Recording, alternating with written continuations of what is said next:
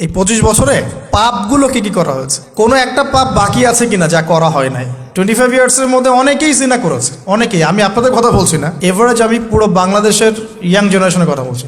25 বছরের ইয়াং এই প্রজন্মটা, এই লেটেস্ট যে প্রজন্মটা, এদের অনেকেই জেনা করেছে, বিবাহ বহির্ভূত সম্পর্ক। এবং আমরা এখন জেনাকে অনেক সময় উস্কেও দেই, আমরা অনেক সময় এটাকে প্রমোটও করি, আমরা এটাকে ফ্যাশনও মনে করি। কারণ আমাদের ঢাকায় মানুষ বলে যে তোর গার্লফ্রেন্ড নাই, এটাই এটাই এটাই হচ্ছে ওদের কাছে অবাক করা বিষয়।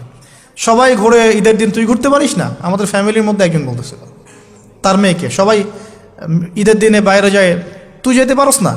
ঢাকায় এভাবে কথা বলে। তার মানে এটাই ফ্যাশন, মানে আমরা জেনাকে উস্কেও দিচ্ছি। তার মানে 25 বছর আমরা অনেকে জেনাও করেছি। মাদকের সাথে সম্পৃক্ত কত পার্সেন্ট ইয়াং জেনারেশনে আমাদের দেশে? ক্যালকুলেট করেন, আপনি গুগল করেন, দেখেন কত পার্সেন্ট আমাদের দেশে মাদক সেবন করে। ইভেন এখন কিশোর গ্যাং বের হয়েছে, কিশোর গ্যাংয়ে অনেক যুবকরা যায়, অনেকে রাস্তাঘাটে মারামারি করে, অনেকে পলিটিক্যাল দলাদলির মধ্যেও আছেন অনেকেই। এবং এখানে ভাই ভাই রক্ত ঝরাই আমরা। উভয় মুসলিম, কিন্তু উভয় মুসলিম, জুমার দিন একসাথে নামাজ পড়ে।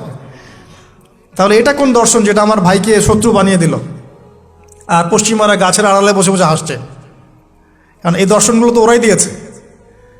তো 25 বছরের পাপগুলো একটু ক্যালকুলেট করি। প্রিয় দিনী বোন, একটু হিসাব করবেন যে 25 বছর আপনি কতদিন পর্দা করেছেন, কত 25,000 মানুষ আপনার চেহারা দেখেছে কিনা, এই 25 বছরে কত হাজার মানুষ আপনার চেহারা দেখেছে।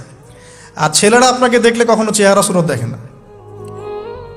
বেগানা নারীর দিকে একটা ছেলে যখন তাকায় এবং সেক্সুয়াল ডিজায়ার নিয়ে তাকায়, তখন সে চোখ দিয়ে তাকে রেপ করে। ভেরি সরি টু সে যে আপনি প্রচুর চোখ দিয়ে রেপড হয়েছেন প্রিয় দিনী বোন। অনেকেই আপনাকে চোখ দিয়ে রেপ করেছে, আপনি বুঝতেই পারেন নাই। তো এই 25 ইয়ার্স আমরা অনেক কিছুই করেছি, অনেক কিছুই করি নাই। এখন একটু আজকে সাদা একটা কাগজ নিয়ে আমরা একটা হিসাব করব যে আমরা 25 বছরে কি কি করেছি, কি কি করি নাই, কি কি পাপ করেছি, কি কি করি নাই, কি কি পুণ্য করেছি, কি কি করি নাই। আমি আগে মনে করতাম যে একটা খালেস তওবা, ইনশাআল্লাহ আল্লাহ পাক সব মাফ করে দিবেন। আসলে আল্লাহ পাক মাফ করেই দিবেন, কিন্তু ভিতর থেকে স্যাটিসফাই হতে পারবেন না আপনি। এখন যদি আপনি এখান থেকে আমার এই লেকচারটা শুনে আল্লাহর ওলি হয়ে যান এবং আপনি বড় মুহাদ্দিস, মুফতি, দিনের বড় দায়ী ইলাল্লাহ, বড় পলিটিশিয়ান, বড় ইঞ্জিনিয়ার, মানে যারা ওয়ার্ল্ডকে ইসলাম স্ট্যাবলিশমেন্টের দিকে নেতৃত্ব দিচ্ছেন, এমনও মানুষ যদি আপনি হয়ে যান, আপনি এই 25 বছরের ঋণটা শোধ করতে পারবেন না।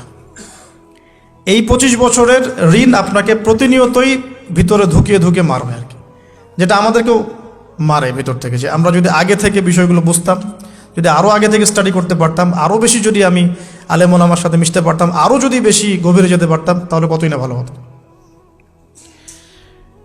তো আমি আশা করি কথাগুলো আপনাদের কলিজায় পৌঁছাবে ইনশাআল্লাহ। এখন লাইফের এটা সবচেয়ে ভাইটাল পার্ট। এই সম্পর্কে আমি জাস্ট 2টা হাদিস বলে আস্তে আস্তে কনক্লুশনের দিকে যাচ্ছি। নবী সাল্লাল্লাহু আলাইহি ওয়াসাল্লাম বলছেন যে 7 শ্রেণীর মানুষকে আল্লাহ পাক কিয়ামতের দিনে আরশের ছায়া দিবেন। কত শ্রেণী ভাই? তার মধ্যে সেকেন্ড শ্রেণীটা হচ্ছে সেই যুবক নাশা ফি ইবাদাতিল্লাহি তাআলা, যে আল্লাহ পাকের ইবাদতে তার যৌবনকালটা কাটিয়ে দিয়েছে। এখনো বাকি আছে আপনার সামনে। যৌবনকাল কতটুকু? হয়তো 15 to 40। তার মানে এখনো 40 বা 50 বছর পর্যন্ত আপনার যৌবন টিকে থাকবে ইনশাআল্লাহ, যদিও বা এই যুগে থাকে না আর কি। আমরা তো ফ্যান্টাসিতে ভুগি অনেক সময়, 4টা বিয়ে। বাস্তবতা হচ্ছে এই যুগে একটাই ডিফিকাল্ট, একজনকে সন্তুষ্ট করে কি ডিফিকাল্ট। এখন সেই যুগ না তো, আমরা তো হর্স রাইড করি না, আমরা তো এক্সারসাইজ করি না, আমরা তো এখন অনেকে খেলিও না, আমরা ফাস্ট ফুড খাই, আমরা হাইজেনিক খাবার খাই না, আমরা আগেকার মানুষদের মতো অনেক কিছুই করি না। এনভায়রনমেন্ট নষ্ট হয়ে গেছে, পলিউশন আছে, সব মিলে এখন আমাদের যৌবন যে 50 বছর পর্যন্ত থাকবে, এটা নিশ্চয়তা দেওয়া যাচ্ছে না যদি আমরা বেঁচেও থাকি।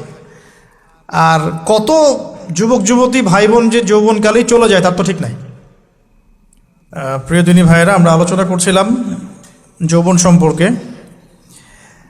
এই বিষয়ে আমি 2টো হাদিস বলার নিয়াত করেছিলাম। তো প্রথমটা শুনিয়েছি মোটামুটি, সেটা হলো নবী সাল্লাল্লাহু আলাইহি ওয়াসাল্লাম বলেছেন যে কিয়ামতের মাঠে আল্লাহ রাব্বুল আলামিন যে 7 শ্রেণীর মানুষকে তার আরশের ছায়া দিবেন, তার মধ্যে 3য় শ্রেণী হচ্ছে সেই যুবক যে তার যৌবনকালটাকে আল্লাহর পথে উৎসর্গ করেছে বা কাটিয়ে দিয়েছে। আরেকটা হাদিস যেটা বলতে চাচ্ছিলাম সেটা হলো, কিয়ামতের মাঠে 5টা প্রশ্ন হবে, স্পেশাল 5টা প্রশ্ন, যে 5টা প্রশ্নের উত্তর না দেয়া পর্যন্ত কাউকে ছাড়া হবে না। তার মধ্যে প্রথম প্রশ্নটাই হচ্ছে তোমার জীবন কোন কাজে কাটিয়েছো, এবং দ্বিতীয় প্রশ্ন হচ্ছে তোমার যৌবন কোন কাজে কাটিয়েছো। সো আমি বলছিলাম আপনাদেরকে যে যৌবন কালটাকে যদি আমরা আল্লাহর পথে কাটাতে পারি, ইনশাআল্লাহ তাআলা আমাদের এই যে উদ্দেশ্যটা, যে নিজেরা দিন পালন করব, নিজের পরিবারের মধ্যে প্রতিষ্ঠা করব, আমাদের সমাজে দিন ইসলামের দাওয়াতি কাজ করব, যেখানেই থাকি সৎ থাকব, একদিন ইনশাআল্লাহ দিন আবার বিজয়ী হবে, এই যে স্বপ্নগুলো, এগুলো বাস্তবায়িত হবে ইনশাআল্লাহ তখনই যখন আমরা নিজেরা পরিবর্তিত হয়ে সমাজের জন্য ভালো কিছু বয়ে নিয়ে আসবো ইনশাআল্লাহ। তো আমি জাস্ট কয়েকটা পয়েন্ট আপনাদের সাথে একটু শেয়ার করে শেষ করে দিব, যে এখন থেকে কিভাবে আপনারা বা আমরা আমাদের যৌবনটাকে আল্লাহর পথে কাটাতে পারি।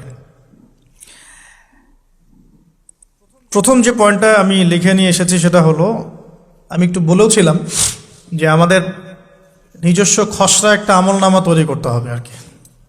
আজকে আমরা সেটা করতে পারি বাসায় গিয়ে, যে আমরা যদি আমাদের গড় আয়ু হয় 60 বছর, তাহলে আমরা এখন কতটুকু সময় পেতে পারি, আর এই সময়টুকুর মধ্যে আমাদের টার্গেট কি, আমরা আসলে কি চাচ্ছি, কি অ্যাচিভ করতে চাই, যা চলে গেছে এই সময়টুকুর মধ্যে আমরা কিভাবে আল্লাহর রহমত পাবো, ক্ষমা পাবো কিভাবে।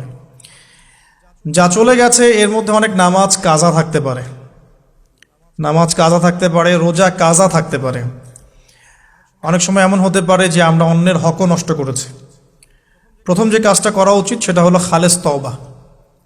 1 নাম্বার তাহলে আমরা বলতে পারি, যদি আমরা এখন সংকটগুলো চিহ্নিত করে সমাধানের পথে হাঁটতে চাই, তাহলে আমাদের যৌবনটা আল্লাহর পথে উৎসর্গ করা ছাড়া কোনো অপশন নাই। উৎসর্গ বলতে আমি বোঝাচ্ছি কাটিয়ে দেয়া, আল্লাহর ইবাদত করে কাটিয়ে দেওয়ার কোনো বিকল্প নাই। তার জন্য প্রথমত আমাদের নিজেদের জীবনের কৃতকর্মগুলোর হিসাব নিকাশ মেলাতে হবে, 1 নাম্বার। আর 2 নাম্বার হচ্ছে বিশুদ্ধ তওবা করে আল্লাহর পথে ফিরে আসতে হবে। বিশুদ্ধ তওবা কিভাবে করব এটা আমরা অনেকে বুঝি না। অনেকে মনে করি যে মুখ দিয়ে জাস্ট আস্তাগফিরুল্লাহ বললেই হয়তো তওবা হয়ে যায়। বিষয়টা এমন নয়। বিশুদ্ধ তওবা হচ্ছে আপনি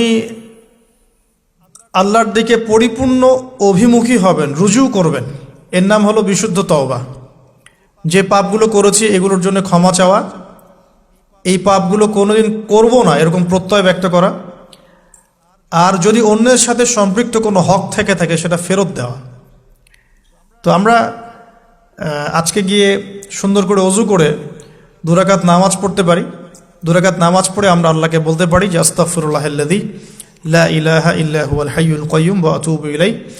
আল্লাহ, আমি আমার জীবনের এই যে একটা বড় সময় তোমার থেকে দূরে ছিলাম, নামাজ কাজা হয়েছে, রোজা কাজা হয়ে গেছে, চোখের হেফাজত হয় নাই, জিনা হয়ে গেছে নাউযুবিল্লাহ, মাদকের সাথে সম্পৃক্ত ছিলাম নাউযুবিল্লাহ, আমরা মিউজিক্যাল ইনস্ট্রুমেন্ট প্লে করেছি, ইত্যাদি ইত্যাদি। এগুলো থেকে আল্লাহ আমরা আজকে তোমার কাছে তওবা করছি, ক্ষমা চাচ্ছি, এবং আগামী দিনগুলোতে তোমার হুকুম আহকাম মেনে চলার তৌফিক চাচ্ছি। 2টো জিনিস খুব প্রয়োজন, একটা হলো তৌফিক, একটা হলো দোয়া। আপনার প্রচেষ্টা আল্লাহর কাছে দোয়া করতে থাকা এবং আল্লাহর কাছে তৌফিক কামনা করতে থাকা। আল্লাহ পাক যাকে ইচ্ছা তাকে তৌফিক দিয়ে থাকেন। আল্লাহ রাব্বুল আলামিন যাকে ইচ্ছা তাকে তৌফিক দিয়ে থাকেন। যে আল্লাহর কাছে যত বেশি চাইবে আল্লাহ পাক তত বেশি দিবেন ইনশাআল্লাহ। তো এই জন্য চেয়ে নিতে হবে, প্রথমত চেয়ে নেবেন যে আল্লাহ আপনি আমাকে তৌফিক দিন, যাতে করে আমি আমার পুরো জীবনটাকে আপনার ইবাদতে কাটাতে পারি, আরও সে ছায়া পেতে পারি। আল্লাহ কবুল করুন, আমিন।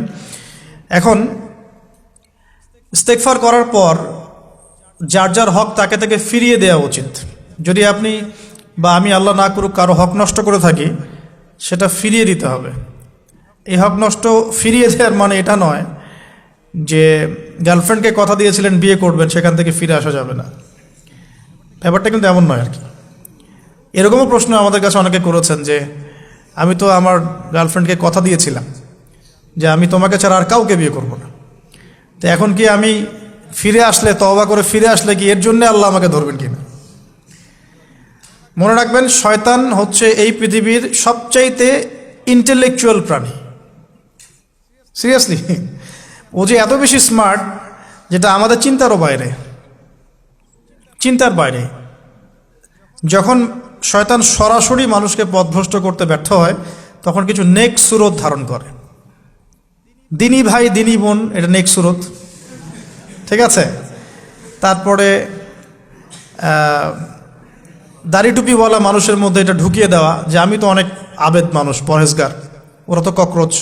দেখবেন বেশি না, 1 মাস যদি কেউ নামাজ পড়ে, 1 মাসে 10টা বই পড়াশোনা করে, ইসলাম সম্পর্কে একটু ঘাটাঘাটি করা শুরু করে, অন্যদের সাথে কথা বলার ক্ষেত্রে তার যে বডি ল্যাঙ্গুয়েজ, এটা খেয়াল করবেন। তো শয়তান কিন্তু অনেক স্মার্ট, এভাবে শয়তান অনেকভাবে মানুষকে প্রতারিত করতে পারে। সো শয়তানের নেক্সট শুরুতে ধোকায় পা দিবেন না। আল্লাহ পাক আমাদের সবাইকে হেফাজত করুন, আমিন। খুব ভালো একটা কাজ করছি মনে করেন, একটা বড় প্রজেক্ট করছি সারা বাংলাদেশ ব্যাপী, একটু মনের মধ্যে ঢুকিয়ে দিল যে মানুষ তো দেখুক, মানুষ ভালো বলুক, যথেষ্ট আমল ধ্বংস হওয়ার জন্য। এতটুকু যথেষ্ট আমল ধ্বংস হয়ে যাওয়ার জন্য। আল্লাহ মাফ করুক আমাদেরকে। তো প্রথমে প্রিয় ভাই, তওবা করে ফিরে আসা, যার যার হক তাকে তাকে ফেরত দিয়ে দেওয়া। এরপরের সবচাইতে ইম্পর্টেন্ট জায়গাটাই হচ্ছে ইলম অর্জন করা। যেখানে আছেন সেখানেই থাকবেন, মানে যে যে প্রতিষ্ঠানে যে সাবজেক্টে পড়ছেন, এখন আপনাদের প্রায় জীবনের 20টা বছর চলে গেছে। এখন সবার পক্ষে আবার ইউটার্ন করে জিরো থেকে স্টার্ট করা পসিবল না, এবং এটা বুদ্ধিমানের কাজও হবে না, এটা বুদ্ধিমানের কাজও হবে না। ওই সেকশনে যারা আছেন তাদের সংখ্যা কিন্তু প্রচুর, যারা দিনী লাইনে পড়াশোনা করছেন, ঠিক আছে। আল্লাহ চাইলে তাদের মধ্য থেকেই ইনশাআল্লাহ এমন অনেক বড় বড় মুফতি, মুহাদ্দিস, ইমাম তৈরি হবেন, যারা ধর্মীয় অঙ্গনে নেতৃত্ব দিবে ইনশাআল্লাহ। আর যদি দেখা যায় তারা তাদের দায়িত্ব পালন না করেন, তখন আল্লাহ পাক জেনারেল থেকে মানুষ উঠায় নিয়ে আসবেন। এটা আল্লাহ পাকের কৌশল, আল্লাহ পাক করতে পারেন। এখন আপনি কি করবেন? যেহেতু আপনারা 20-25 বছর পার করে আসছেন, যে সাবজেক্টে পড়ছেন কন্টিনিউ করতে থাকবেন। যদি এনভায়রনমেন্ট থাকে ফ্রি মিক্সিংয়ের, এখানে আপনি আপনার চোখকে হেফাজত করার চেষ্টা করবেন সর্বোচ্চ। এ ব্যাপারে আমি একটা বই সাজেস্ট করি, এই বইটা পড়লে ইনশাআল্লাহ আপনার অন্তরের মধ্যে এই বিষয়গুলো কমে আসবে ইনশাআল্লাহ। সেটা হলো তাসকিয়া, ও আরেক নামে এসেছে, সেটা হলো তাসাউফ ও আত্মশুদ্ধি। তাসাউফ ও আত্মশুদ্ধি পুরো ওয়ার্ল্ডের ওয়ান অফ দ্য মোস্ট, বলবো যে অনারেবল একজন আলেমে দিন, টপ 10-এর মধ্যে একজন, আল্লামা তাকি উসমানী দামাত বারাকাতুহু, তার লেখা বই তাসাউফ ও আত্মশুদ্ধি। বাংলাদেশে যে মাকতাবাতুল আশরাফ তারা প্রকাশ করেছে। এই বইটা যদি পড়েন, আপনার মনের মধ্যে নফসের যে খারাপ রিপুগুলো, এগুলো আস্তে আস্তে কমতে থাকবেন সব। এবং এই বইটা আমি বলি যে বারবার পড়া উচিত, বারবার পড়া উচিত।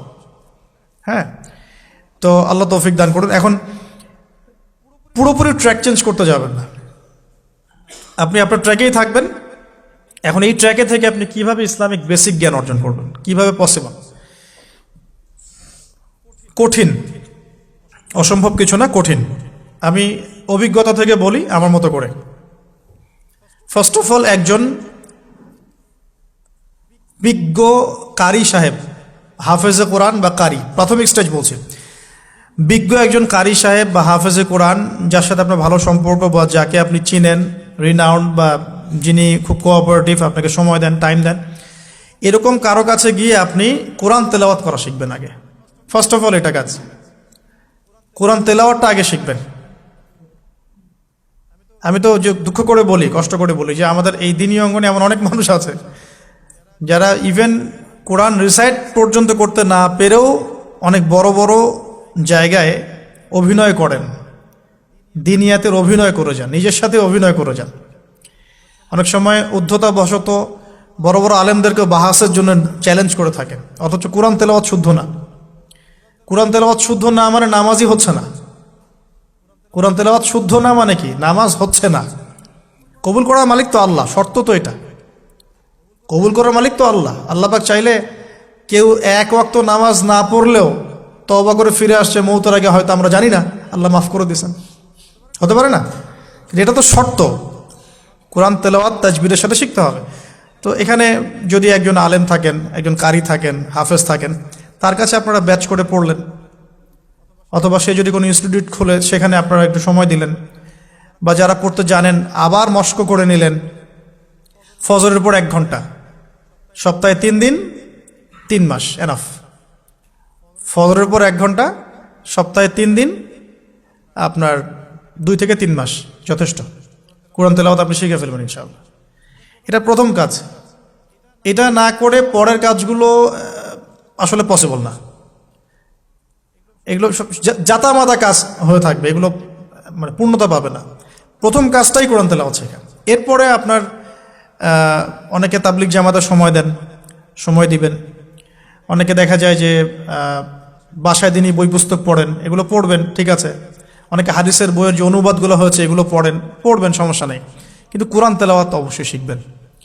তারপরে আপনি যদি এখান থেকে বের হওয়ার পরে বা রানিং অবস্থাতেও যদি সময় বের করতে পারেন, তাহলে মাদ্রাসা অঙ্গনের কোনো আলেমের সহবতে গিয়ে আপনি অ্যারাবিক ল্যাঙ্গুয়েজ এবং অ্যারাবিক গ্রামার শিখবেন।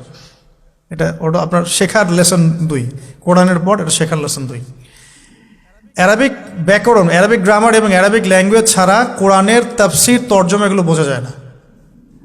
যে যাই বলুক এটাই ফুল স্টপ কথা।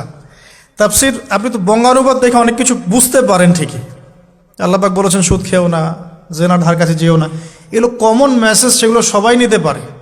একজন অমুসলিম ভাইও ওইটা যদি বাংলা পড়তে পারে সেও বুঝতে পারবে কি বলতে যাচ্ছেন আল্লাহ পাক। অ্যারাবিক ল্যাঙ্গুয়েজ, অ্যারাবিক গ্রামারের ভিতরে না ঢুকলে আপনি কোরআনের ভাষাটাকে ধরতে পারবেন না। আল্লাহ পাকের যে মানে ঐশী গ্রন্থের বালাগাত, এটা আপনি বুঝতে পারবেন না। তো এই জন্যে এটা তো সিম্পল এক্সাম্পল। আমরা যদি এখানকার ল্যাঙ্গুয়েজ কি বইগুলোর, ইংরেজি না বাংলা? ইংলিশ। মাশাআল্লাহ, ইংলিশ ল্যাঙ্গুয়েজ যদি না জানতাম আমি কি এখানে পরীক্ষা অ্যাটেন্ড করতে পারতাম? আমি তো ওই টপিকটাই বুঝবো না, কোন টপিক আলোচনা হচ্ছে, স্যার কি পড়াচ্ছেন। আমার তো ইংরেজি গ্রামারের এবং ইংরেজি ল্যাঙ্গুয়েজটিক আমার কোনো দক্ষতা নাই। তাহলে আমি কিভাবে ওই চ্যাপ্টার 1, চ্যাপ্টার 2, চ্যাপ্টার 3, এই টপিক ওই টপিক কেমন করে বুঝতে পারি? সিমিলার এখানে কোরআনের ক্ষেত্রে যদি আপনি ল্যাঙ্গুয়েজগুলো না জানেন এবং গ্রামারটা না বোঝেন, তাহলে কোন সূরার ভিতরে কি গভীর মর্ম এগুলো আপনি ধরতে পারবেন। ভাষা একটা অর্থ বুঝতে পারবেন। ভাষা অর্থ পরীক্ষায় পাশ করাতে পারে, কিন্তু A+, গোল্ডেন A+ আনতে পারে না। তো আশা করি আপনি বুঝতে পারছেন যে আমি কি বলতে যাচ্ছি। তো এটার জন্যে এখন এক্সাম্পল বুঝে নেন। এই যে এখানে ইংরেজি ল্যাঙ্গুয়েজ পড়ছেন, ওই ল্যাঙ্গুয়েজের উপরে বেস করে আপনি বইগুলো শেষ করছেন, এটা কি ওস্তাদ ছাড়া করছেন না ওস্তাদ সহ করছেন? টিচার লাগে না? সেম জিনিস কোরআনের ভাষা শিখতে হলেও, গ্রামার শিখতে হলেও এরকম কিছু ওলামায়ে কেরাম আপনাকে খুঁজে বের করতে হবে। এখন ওলামায়ে কেরামরা কিন্তু অনেক ব্যস্ত, অনেকের অনেক কাজ থাকে, অনেকের মাদ্রাসা থাকে, অনেকের দিদি খেদমত থাকে। এর মধ্যেও আল্লাহর কাছে দোয়া করতে থাকেন, ইনশাল্লাহ আপনাকে আপনার ওস্তাদ আল্লাহ পাঠিয়ে দিবেন ইনশাআল্লাহ। আল্লাহ পাক কাউকে ওস্তাদ ছাড়া রাখবেন না। ওস্তাদের কাছে আপনার বিহেভিয়ার কেমন হবে, এখন আপনি টিচারের সাথে যেমন বিহেভিয়ার রাখেন সেরকম তিনি সবক দিবেন, আপনি সেটা বাসায় কভার করবেন, নতুন পড়া নেবেন, আবার পড়া দিবেন। এইভাবে আস্তে আস্তে 4-5টা ক্লাসিক্যাল অ্যারাবিক গ্রামারের বই যদি কভার করতে পারেন, ইনশাআল্লাহ আপনি কোরআনের এই যে আলহামদুলিল্লাহি রাব্বিল আলামিন পড়ছেন, অর্থটা নিজেই বুঝতে পারবেন। হ্যাঁ, যালিকাল কিতাব লা রাইবা ফিহি হুদাল লিল মুত্তাকিন পড়ছেন, আপনি নিজেই বুঝতে পারবেন যে আল্লাহ পাক কি বলছেন আমাকে। তো এই যোগ্যতাটা অর্জন না করলে সত্যিকার অর্থে আমরা যে কোরআনিক সমাজ যেটা বলি আর কি বড় গলায়, এটা আসলে বাস্তবায়িত হবে না, তা আমার মত। আর এরপরে আপনি আরও উঁচু লেভেলে যদি পড়তে পারেন, যে পড়াশোনা শেষ, আপনার জব সেকশন নিশ্চিত, আপনার সময় আছে মাশাআল্লাহ, এখন এই সময়ের মধ্যে আপনি চাইলে হাদিসের যে কিতাবগুলো, হাদিসের বেসিক কিতাবগুলো মোতাআলা করতে পারেন। যে কাজটা আমি এখন করছি আর কি, হাদিসের বেসিক কিতাবগুলো আপনি মোতাআলা করতে পারেন। এটার জন্য অ্যারাবিক এবারত পড়ার যোগ্যতা অর্জন করতে হবে।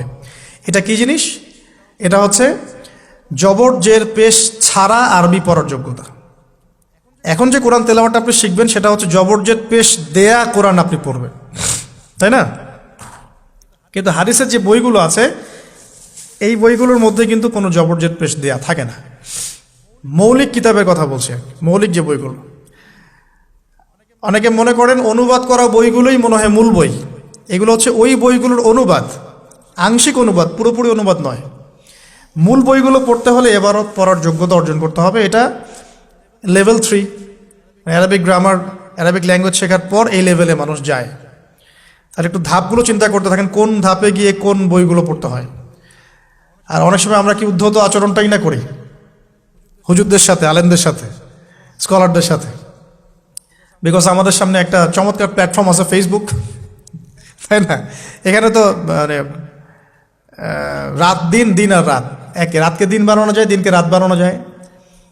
হ্যাঁ, এখানে ওই যে আলোর প্রতিসরণের মতো হয় আর কি, সাইজ এতটুকু, বিম্ব হবে এত। তো আল্লাহ মাফ করুক আমাদেরকে।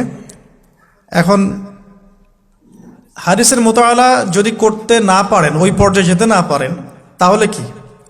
তাহলে ওই হাদিসের মধ্যে যে কিতাবগুলো বাজারে অনুবাদ হয়েছে ওগুলো পড়তে হবে। যেমন অনুবাদ হয়েছে ফয়জুল কালাম। ফয়জুল কালাম একটা হাদিসের কিতাব, মাদ্রাসায় পড়ানো হয়। এর মধ্যে চমৎকার অনেকগুলো হাদিস আছে, প্রায় সম্ভবত 1000-এর বেশি হবে। এরপরে মোতালা করতে পারেন আপনি মিশকাতুল মাসাবিহ, এই বইটাও অনুবাদ হয়ে গেছে, এটাও ভালো কিতাব মাশাআল্লাহ। এরপরে আছে রিয়াদুস সালেহিন, এটাও একটা চমৎকার কিতাব। বুলুগুল মারাম মিন আদিল্লাতিল আহকাম, এটা একটা কিতাব আছে, এটাও মোতালা করতে পারেন হাদিসে। এরপরে আছে আপনার এখন যেটা বলছি, ইসলামিক ফাউন্ডেশন হয়েছে অনেক আগেই। এছাড়া বাংলা বাজার ঢাকায় যে ইসলামিক লাইব্রেরিগুলো, প্রকাশনা সংস্থাগুলো আছে, তারা মোটামুটি আবু দাউদ, তিরমিজি, নাসাই, ইবনে বাজা, কোনো প্রকাশনী বুখারী মুসলিমের কিছু ভার্সনও অনুবাদ করেছে। তবে এই উঁচু লেভেলের হাদিসের কিতাবগুলো শুরুতেই হাত দেওয়া যাবে না, এটা একটা মাথায় রাখবেন। শুরুতেই এই বড় বড় কিতাবগুলো হাত দেওয়া যাবে না। প্রথমে মানে আমরা তো আগে এসএসসি ইন্টার পাস করে এখানে আসছি না, নাকি আগে ডাইরেক্ট এখানে পড়তে হয়েছে? একই বিষয়। ওরকম ফয়জুল কালামের মতো বইগুলো আগে পড়তে, ফয়জুল কালাম, আলফিয়াতুল হাদিস, রিয়াদুস সালেহিন, মিশকাত, এগুলো আগে পড়বেন। তারপরে গিয়ে যদি যোগ্যতা হয় ওই বইগুলো হাত দিবেন। তবে অনেক সময় দেখা যাবে একটা হাদিস বুঝতে পারছেন না, কোরআনের আয়াত বুঝতে পারছেন না, ওই অবস্থাতেই ওই হাদিস এবং ওই কোরআনের আয়াতকে রেখে দিবেন। এটাকে নিয়ে কোনো রকমের কনক্লুশনে চলে যাবেন না, আর ওইটাকে নিয়ে প্রচার করতে যাবেন না। বরং এগুলোকে একত্রিত করে সপ্তাহে একদিন আবার আলেমের কাছে চলে গেলেন, ওস্তাদ এগুলো বুঝি নাই, লাস্ট উইকে আমি এগুলো পড়েছি, এটা বুঝি নাই, তিনি বুঝিয়ে দিবেন ইনশাআল্লাহ। এগুলো পড়াশোনা। এর পাশাপাশি আমি বলছি বিষয়ভিত্তিক ইতিহাসের বই চলে আসছে, ইসলামের ইতিহাসের বই চলে আসছে। তারপরে সিরাতের অনেক বই বাজারে চলে আসছে, প্রায় 40-45টা বই পাওয়া যায় সিরাতের এখন বাংলাদেশে। তারপরে ফিকহের অনেক বই অনুবাদ হয়ে গেছে। এছাড়া আকিদার অনেক বই পাওয়া যায়। সবচেয়ে ভালো হয় যে আকিদা তাহাভিয়া বইটা পড়তে পারেন, এই বইটা পড়লে অনেক চমৎকার হবে। এর পাশাপাশি বরেণ্য ওলামায়ে কেরামদের বই পড়বেন। মানে বরেণ্য ওলামায়ে কেরাম কারা? যারা পুরো ইসলামিক বিশ্বে স্বীকৃত, যারা কোনো সাম্প্রদায়িকতা বিলং করেন না, যে আমি এই সম্প্রদায়ের মানুষ, আমি ওই সম্প্রদায়কে মুসলিম মনে করি না, এরকম না। যারা বরেণ্য, রিনাউন্ড ওলামায়ে কেরাম সারা ওয়ার্ল্ডে। এই যে বললাম আল্লামা তাকি উসমানী হাফিজাহুল্লাহ, একজন বরেণ্য আলেম, তার যে কোনো কিতাব চোখ বন্ধ করে পড়তে পারেন, কোনো সমস্যা নেই। বাংলাদেশে আব্দুল মালেক সাহেব হাফিজাহুল্লাহ, মারকাজুদ দাওয়ার পরিচালক, একজন বরেণ্য আলেম। আশরাফ আলী থানভী রাহিমাহুল্লাহ একজন বরেণ্য আলেম। হানাফি কওমের ফিকহে এরকম অনেক বরেণ্য ওলামায়ে কেরাম আছেন।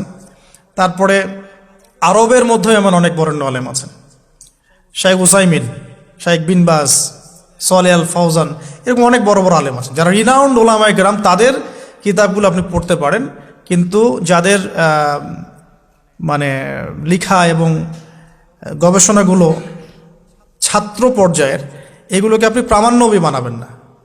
তো প্রামাণ্য বই পড়বেন আর আলেমের সাথে সম্পর্ক রাখবেন। দুটো যখন একসাথে থাকবে তখন আপনি কিছু আটকে গেলেও তার সাথে পরামর্শ করে একটা কনক্লুশন খুঁজে পাবেন। এগুলো জাস্ট বই সংক্রান্ত কথা বললাম। এখন এগুলো হচ্ছে সবচেয়ে বড় বিষয়টা হচ্ছে, এগুলোর চাইতে বেশি বড় বিষয় হচ্ছে যে কোনো একজন, অন্তত পক্ষে একজন, আপনি চাইলে 10 জনের সাথেও রাখতে পারেন, কিন্তু অন্তত পক্ষে একজন মুহাক্কিক আলিমের সাথে আপনি সম্পর্ক রাখবেন পরামর্শের জন্য।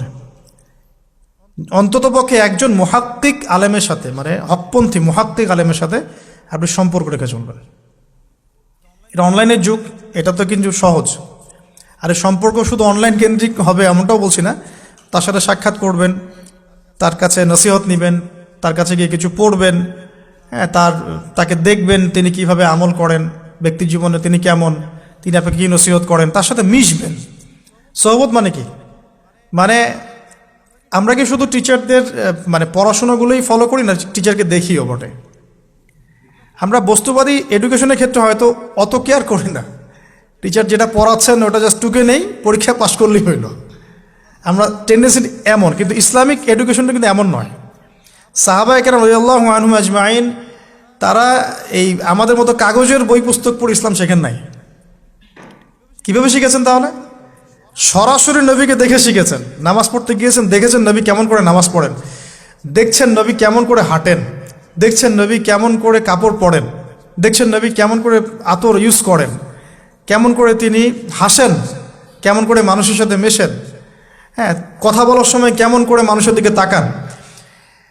খুঁটে খুঁটে একটা একটা করে নিয়ে হাদিসের এক একটা অধ্যায় রচিত হয়েছে। নবী কেমন করে তাকান, নবী কেমন করে মেসওয়াক করেন, নবী কেমন করে হাসেন, এগুলো আপনি অধ্যায় পাবেন।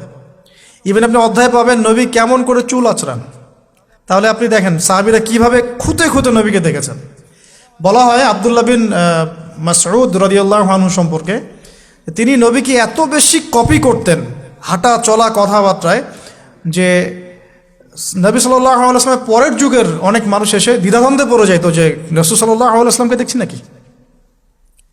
এমনভাবে কপি করতেন, এমনভাবে। সো এখানে আমি সোহবতের বিষয়টা বোঝাতে যাচ্ছি যে যে কোনো অন্ততপক্ষে একজন মুহাক্কিক আলেমের সাথে সম্পর্ক রাখবেন, অন্তত একজন। আপনি চাইলে 10 জন 20 জন 50 জনের সাথে রাখতে পারেন, অন্ততপক্ষে একজন যাকে দেখে আপনি শিখবেন, আপনার স্টাডিগুলোকে আপনি যেটা সমস্যা ফেস করছেন সেগুলোকে তার সামনে পেশ করতে পারেন। এটা আমি খুঁজে দিব না আপনাদেরকে, নাম বলেও দিব না, আমি কার কার সাথে সম্পর্ক রেখে চলি এটা আমি বলবো না, এটা আপনাকে খুঁজে বের করতে হবে। তবে এখানে আমি একটা কথা বলে দিব যে যেহেতু আমরা সব সাধারণ মানুষ, কারণ আমরা তো কেউ স্কলার নই, এখানে আমরা কেউ মানে যেটা বলি যে মুজতাহিদ, ইজতেহাদ করার যোগ্যতা রাখি না আমরা এখানে কেউ। সেক্ষেত্রে অবশ্যই আমাদেরকে পূর্বসূরি ওলামায়ে কেরামদেরকে ফলো করতেই হবে, কারণ কোরআন সুন্নাহ নতুন করে গবেষণা করে আপনি তো সব মাসআলা বের করতে পারবেন না। এই কারণে আমাদেরকে মাযহাব মানতে হয়, এটা খারাপ কিছুই না। এটা নিয়ে অনেক কথা সমাজে এখন শুনি দেখি, দরকার নাই, আমরা লা মাযহাবি, আমরা এইটা আমরা সেইটা, এগুলো আসলে বোগাস কথাবার্তা এবং সমাজ বিভক্তকরণের মূল হাতিয়ার এগুলো হয়ে গেছে। এখন সমাজের ইউনিটি নষ্ট করবেন কেন? কোরআন এবং সুন্নাহ আল্লাহ ফলো করতে বলেছেন, দ্যাটস অল। আর কোরআন সুন্নাহ আপনি কি, এখন আমি যদি আপনাকে কোরআন এই যে দিলাম, নেন কোরআন, নেন তাফসির ইবনে কাসির, নেন তাফসির জালালাইন, নেন আপনি তাফসিরে মারিফুল কোরআন, নেন এইটা, এই যে বুখারী নেন, মুসলিম নেন, তিরমিজি, আবু দাউদ, নাসাই সব নিয়ে নেন। এখন আপনি কি গবেষণা করে সব মাসআলা আমাকে দিতে পারবেন? ইম্পসিবল আমার পক্ষে, এখন ইম্পসিবল। তাহলে এগুলো যারা গবেষণা আগে করেছেন তাদের কিতাব তো আমাদেরকে পড়তে হচ্ছে। এটাই হলো তাদের মত নেয়া, তাদের মত অনুযায়ী পথ চলা। তো এই জিনিসগুলো নিয়ে যারা বাড়াবাড়ি করছে এটা খুবই দুঃখজনক। যে অবশ্যই কোরআন সুন্নাহকে ফলো করতে হলে আমাদেরকে হকপন্থী উলামায়ে কেরামের সোহবতে যেতেই হবে, তাদের বইপত্র, লেকচার, তাদের নসিহত, তাদের ফিকহের কিতাব, এগুলো আমাদের ঘাটতে হবে। আদারওয়াইজ আমরা সরাসরি কোরআন সুন্নাহর দাবি করলেও মানতে পারবো না, সরাসরি কোরআন সুন্নাহ মানিয়ে দাবি করলেও মানতে পারবো না, বিকজ আমি তো কোরআন সুন্নাহর সব জ্ঞান রাখি না। ক্রিপ্টোকারেন্সি হালাল না হারাম আমি যদি আপনাকে এখন প্রশ্ন থ্রো করে দেই, নেন সব বই দিয়ে দিলাম কোরআন সুন্নাহর, আপনি কি ঘেটে আমাকে অ্যান্সার দিতে পারবেন? তাহলে এটা ঘাটবে কারা? যারা এটা ঘাটার যোগ্যতা রাখে। তারা ঘেটে যখন একটা প্যানেল করে একটা ফতোয়া যখন আসবে যে না এটাই, তখন আমরা সেটাকে ফলো করব, দ্যাটস অল। এই জিনিসটা রাসূল সাল্লাল্লাহু আলাইহি ওয়াসাল্লামের যুগেও ছিল, সাহাবীদের যুগেও ছিল, তাবেঈনদের যুগেও ছিল, এটা আস্তে আস্তে চলে আসছে এই পর্যন্ত। তো এখানে ক্লাসিক্যাল যে ইসলাম চলছে এখানে থাকলে আপনার বিভ্রান্ত হওয়ার কোনো চান্স নাই। কিন্তু এর আশপাশে ব্যাঙের ছাতার মতো অনেক মতাদর্শ এসেছে এখন, নতুন নতুন অনেক। এগুলোতে পা দিলে নেক্সট শুরুতে ধোকা খাবেন শয়তানের মতো। ওই যে বললাম শয়তান নেক্সট শুরুতে ধোকা দেয়, মনে হবে যে আমি তো সরাসরি কোরআন সুন্নাহ ফলো করি, আদতে আপনি কোরআন সুন্নাহই ফলো করছেন না। আদতে আপনি কোরআন সুন্নাহর কিছুই ফলো করতে পারবেন না, বা ফলো করলেও আংশিক পারবেন, আংশিকটা পারবেন না। একটা মাসআলা মনে করেন, একটু বলেন এই জায়গায়, একটা মাসআলা মনে করেন এসেছে যে আমরা বর্তমান অর্থ ব্যবস্থায় বর্তমান অর্থ ব্যবস্থায় আমরা কিভাবে আমাদের ব্যাংকিং সিস্টেমটা সাজাবো। ধরেন একটা মাসালা এসেছে, এখন এই বিষয়ে যদি আমরা ইকোনমিক্সের উপর দক্ষ ওলামায়ে কেরামদের শরণাপন্ন না হই, আমরা কি অ্যান্সার নিতে পারবো? আমি কি পারবো উত্তর দিতে? আপনি কি পারবেন? যে কোরআন এবং সুন্নাহ গবেষণা করেছেন এবং যার কাছে অর্থনীতির জ্ঞান আছে, ওই রকম মহাক্কিক কোনো আলেম আপনাকে বলতে পারবে এখন আমাদের কি করা দরকার। এই জিনিসটাই যদি আমরা বাংলাদেশের সংবিধান সম্পর্কে জানতে চাই, আমাদেরকে আইনজীবীর কাছে যেতে হবে। আমরা যদি রোগ নির্ণয় করতে চাই, ডক্টরের কাছে যেতে হবে। এখানকার ইঞ্জিনিয়ারিং যা পড়ানো হয়, আমি কি সেটা বলতে পারবো? তাহলে আমাকে এখানকার স্যারের কাছে যেতে হবে, স্যার এখানকার বিষয়টা কি আমাকে একটু বুঝাই দেন। তখন তিনি তার জ্ঞান থেকে এবং তার জ্ঞানের সোর্স থেকে ঘেটে ঘেটে আমার জন্য কিছু সমাধান বের করে দিবেন, আমি তো সেটা ফলো করব। এই ফলো করা জিনিসটাকে যারা নেগেটিভলি উপস্থাপন করছেন, এটা ঠিক না। এটা একটা উদ্ধত আচরণ হচ্ছে, অহংকার হচ্ছে। এই ফিতনাগুলো থেকেও বেঁচে থাকতে হবে। এই জন্য আমি বললাম অন্তত একজন মুহাক্কিক আলেমকে ধরে বসে থাকবেন। এটা আমি কিন্তু পীর মুরিদি বোঝাচ্ছি না, ঠিক আছে? আমি বোঝাচ্ছি যে আপনি মানুষের সহবতে থাকবেন, পরামর্শ ভিত্তিক, যে কোনো একজন হকপন্থী আলেম। এখন এরপর কি? এরপরে আপনি পড়াশোনা চালিয়ে গেলেন, আলেম আপনার কাছে পরিচিত আছেন, আপনি টাচে আছেন, পড়াশোনা করছেন, কোনো হাদিস মোতালা করছেন, মাশাআল্লাহ দ্বীনের জ্ঞান অর্জন করছেন। এখন আপনি আপনার সাধ্যমতো দাওয়াতি কাজ করবেন। যতটুকু দাওয়া আপনার দেওয়ার যোগ্যতা আপনি অর্জন করেছেন বা পারছেন, অতটুকু ছোট ছোট করে 5 মিনিট 10 মিনিট, একটা হাদিস 2টা হাদিস, এভাবে মানুষের মধ্যে ইসলামটাকে প্রচার করতে থাকেন ইনশাআল্লাহ। তবে যে বিষয়গুলো নিয়ে সমাজে ইখতিলাফ দ্বন্দ্ব দেখা যায়, এগুলো নিয়ে আপনি কথা বলতে চান না। এগুলোর কোনো সমাধান নাই, মানে এগুলো কখনো শেষ হবে এমনটা মনে হচ্ছে না। ইলা ইয়াউমিল কিয়ামা, কিয়ামত পর্যন্ত এগুলো শেষ হবে এমনটা বোঝা যাচ্ছে না। এই জন্য আমরা এখানে আগুন আর উস্কে দেওয়ার দরকার নাই। আপনি আপনার কাছে যেটা ভালো লাগে ওই মানহাজ, ওই মাযহাবটা ফলো করতে থাকেন ইনশাআল্লাহ। সাহাবীদের যুগ থেকে এরকম ইখতিলাফ কিন্তু ছিল, তাই বলে কেউ কাউকে তারা এরকম তুই কাফের হয়ে গেছিস এরকম কখনো কথা কেউ বলে নাই, যেটা আমাদের পান থেকে চুন খসলে মানুষ বলে দেয়। এরকম জায়গায় যায় না, এটা তাসকিয়া নষ্ট হয়ে যাবে, আপনার মনের তাসকিয়া নষ্ট হয়ে যাবে। এখন এরপরে আপনি বা আমি আমাদের কর্মক্ষেত্রটা সাজাবো। যেহেতু আমাদের এখন মাশাআল্লাহ পড়াশোনা হচ্ছে, আলেমদের সাথে আমরা সম্পর্ক রাখছি, শেষ করছি, একটু ধৈর্য ধরেন। কর্মক্ষেত্রটা আমরা সাজাবো। এখন আপনারা বের হয়ে যাবেন, জবে চলে যাবেন মাশাআল্লাহ। এখানে কি, এখানে এমন একটা বিষয় খুঁজে নেওয়ার চেষ্টা করেন যে আপনার যাতে দুনিয়ার আর্নিংসটাও চলে আসে এবং পরকালেরও কাজ হয়। এক্সাম্পল দিচ্ছি আমি একটা, ধরেন যে আমার 4-5টা মাদ্রাসা আছে, কথার কথা, আমি বিভিন্ন মাদ্রাসায় পড়াই। এখানে কি হচ্ছে, আমি ইলম শিক্ষা দিচ্ছি, আমার নিজের চর্চা থাকছে, আমি সেখান থেকে কিছু হালকা পাতলা কিছু বেতনও পাচ্ছি, আমার পরিবার চলে যাচ্ছে। তো পুরো লাইফের পুরো কাজগুলোই কিন্তু তখন দিন কেন্দ্রিক হয়ে গেল, তাহলে সে বেশি লাভবান হলো। এখন আপনাদেরকে এরকম সুযোগ বের করতে হবে যে আপনারা এমন এমন কিছু ক্ষেত্রে যাবেন যেখানে ওই কাজটাই ইবাদত বলে কাউন্ট হবে। টাফ কিন্তু ইম্পসিবল না। বা যদি এমন জব নাও পাওয়া যায়, আপনি হালাল কোনো বৈধ জবে থাকলেন, আপনার রিজিকের একটা অংশ থেকে আল্লাহর পথে সদকা করলেন। আল্লাহ পাক এর বেশি কিছু আপনার কাছে চাচ্ছেন না। জাকাত ফরজ হয়ে গেলে জাকাত দিলেন, নফল দান সদকা করলেন, এতটুকু। আপনার পরিবারের পিছনে খরচ করলেন, আল্লাহর হক আদায় করলেন, জনগণের আমরা যেটা বলি মানুষের হক সেটা আদায় করলেন। এরপরে আপনার আসবে বিয়ে শাদীর ব্যাপার স্যাপার। বিয়ে শাদীর ব্যাপার স্যাপার আগে আনলাম না কেন? কারণ ওই আত্মনির্ভরশীল না হলে তো মেয়েরা আপনার কাছে আসবে না। ওটা প্রেম করতে পারে, কিন্তু বিয়ের সময় তারা খুব সচেতন। বিয়ের সময় তারা অনেক বেশি কনসিয়াস যে না, সে কি করে এটা দেখতে হবে। এবং মেয়ের বাবা মার প্রথম প্রশ্নই হবে আপনি করেন কি। আপনি সুফি মানুষ, মনে করেন আপনি হচ্ছেন কি বলবো, যে আপনি হচ্ছেন মুহাদ্দিস, আপনি মুফতি, আপনি হচ্ছেন মুফাসসিরে কোরআন, কোনো দাম নাই। মেয়ের মায়ের কাছে এটার কোনো দাম নাই, মেয়ের বাবার কাছে এগুলো কোনো সাবজেক্ট না। ইল্লা মাশাআল্লাহ, এর বাইরেও কিছু মানুষ আছেন, কমন একটা ট্রেন্ড বললাম। প্রথম কোশ্চেন তারা করবেন যে আপনার স্যালারি কত, এবং আপনার জব আছে কিনা, আপনার বাড়ি আছে কিনা, ইত্যাদি ইত্যাদি। এই জন্যই বললাম যে আগে আর্নিং সোর্সটা নিশ্চিত করে তারপরে এদিকে যান, তাহলে সম্মানটা বজায় থাকবে। আত্মসম্মান ছেলেদের একবার নষ্ট হয়ে গেল তার ফিরে আসে না। আমরা যখন নিচের হাত হই তখন আমাদের আত্মসম্মান বলে কিছু থাকে না। আপনার আর্নিং যদি মাসে 50,000 1 লাখ টাকাও হয়, এই টাকাগুলো কিন্তু খুব বেশি বড় না এখন, কারণ এখন 1 লাখ টাকার মান আর 1 লাখ টাকা নাই, এখন ওটা 50,000 চলে আসছে। আস্তে আস্তে হয়তো আরও কমবে। যারা এগুলো বোঝেন না তারা অযথাই সমালোচনা করেন, কিন্তু আসলে ব্যাপারটা এরকমই হচ্ছে। আমি তাদের হেদায়েতের জন্য দোয়া করি। এখন এইটুকু আর্নিং যদি আপনার হয়, কিন্তু এই আর্নিংয়ে আপনার কারো কাছে হাত পাততে হচ্ছে না, আপনার সম্মান বজায় থাকবে। যখনই আমাদেরকে হাত পাততে হবে আমাদের সম্মানটা কমে যায়। আর যদি কেউ ভুল করে ঘর জামাই হন তাহলে তো অবস্থা খারাপ, ঠিক আছে? তো এই জন্যে আয়ের একটা অংশ নিশ্চিত করতে হবে। এই জন্য একটু সবর করেন। এই সবরের সময়টা কি করবেন? বেশি বেশি ফোন চালাবেন, তাহলে সবর করতে পারবেন না। এই সবরের সময়টুকু মোতাআলা করবেন, পড়াশোনা করবেন, সম রাখবেন, আপনার রোজা রাখবেন, ভালো কাজে ব্যস্ত থাকবেন, ইনশাআল্লাহ প্রবৃত্তি নিয়ন্ত্রণে থাকবে। আর যদি আপনার বিকল্প অপশন থাকে, কৃষি অপশন থাকে, কৃষিকাজের সুযোগ আছে, ব্যবসার সুযোগ আছে, বা আপনার পৈতৃক সম্পত্তি আছে, সেক্ষেত্রে আপনি আগে বিয়ে করে রাখতে পারেন, কোনো সমস্যা নেই। এটা ডিফার করে মানুষের মধ্যে।